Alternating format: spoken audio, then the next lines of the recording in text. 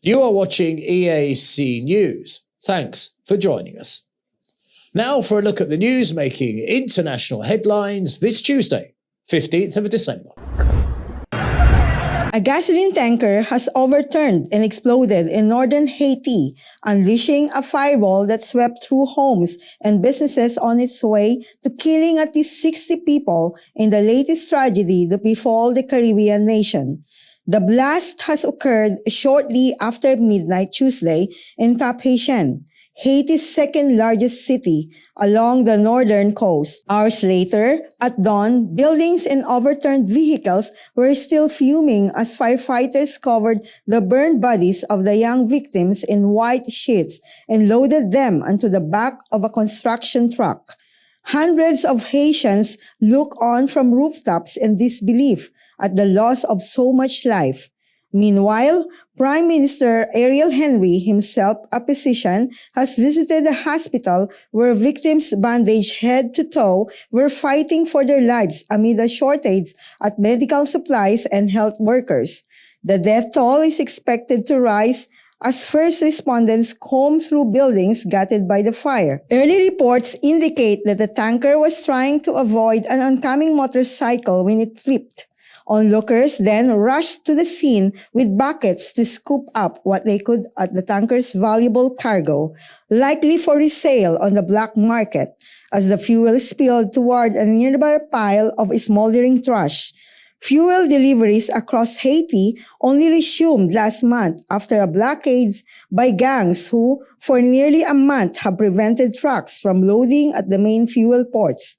Many businesses were forced to shut down. As rescue workers have cleaned up in the aftermath of the explosion, bodies covered in white sheets lay on the ground before they were loaded on the trucks to be taken away.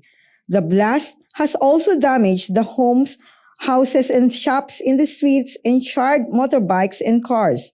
The government declared 3 days of mourning for the dead. The United Nations office in Haiti has declared it stood ready to help the national authorities in its response and offered its condolences to the families of the victims. Gangs have grown more powerful since the July assassination of President Jovenel Moise, which created the political vacuum and has allowed criminal groups to expand their territory.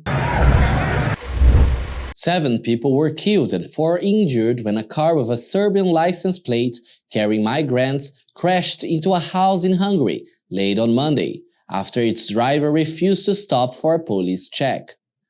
The driver saw that police were stopping cars in the village of Morahalon near the Serbian border and has attempted to avoid them by speeding away. The car, which was carrying 10 migrants and was headed towards the town of Szeged, then crashed into a house and rolled over. Police said that the driver, who was also injured, was detained and proceedings against him would be launched for people trafficking and causing a fatal mass accident. And 2 police officers and a suspected attacker have been killed in bomb blasts on Tuesday morning at an airport in northeastern Colombia near the border with Venezuela. The 2 dead policemen, William Barreno Adila and David Reyes Jimenez, has both been recognized for their work to remove landmines. The suspected attacker has managed to cross a wire fence to access the runway at the Camilo Daza International Airport in the border city of Cucuta. Police have reported that the first blast took place at 5 a.m. as a man carrying explosives tried to climb over a fence that separates the airport's runway from one of the city's neighborhoods. The man died instantly in the blast, and his body parts were scattered around the area. About an hour later, a second blast occurred when police were researching for a suspicious package. The explosions took place near the airport's runway, but the passenger terminal was not affected. Flights, however, were suspended and passengers were evacuated. Cucuta is the capital of North Santander State, a border region that has recently seen a surge in fighting between rebel groups and drug trafficking gangs that are vying to control of coca crops and trafficking routes.